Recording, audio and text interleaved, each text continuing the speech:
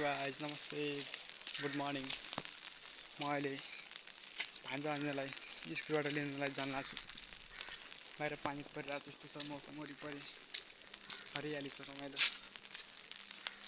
पानी परिरहेको छ धेरै वरिपरि सिनहरू यस्तो छ। सबैजना सन्चै हुनुहुन्छ होला, म पनि एकदम सन्चै छु, आरामै छु। आज विश्वकर्मा पूजाको पूजा गरेर आएको छु। विश्वकर्मा पूजाको सबैलाई शुभकामना भन्न चाहन्छु।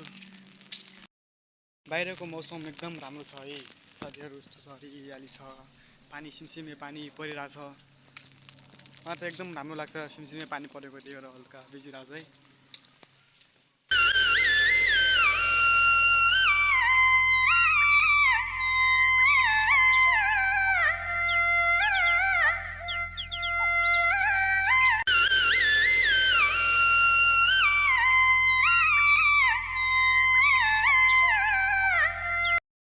ल गाइस, हामी स्कुलदेखि निस्किसकेका छौँ, यता भन्छ आइसकेका छौँ। कस्तो भयो एक्जाम?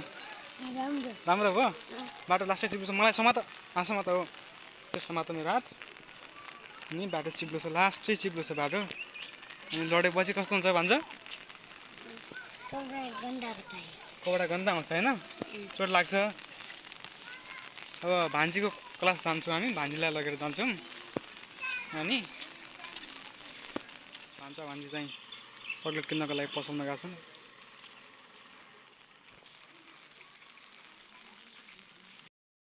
बाट सामान किनेर आइसकेका छन्। कस्तो भयो वर्ष एक्जाम? धेरै राम्रो, राम्रो मात्रै समय हेरेर साथ दिनुभयो। अब पनि आउँदो भ्लगहरू हेर्दै गर्नुहोला, लाइक शेयर सब्सक्राइब गर्नुहोला। धन्यवाद।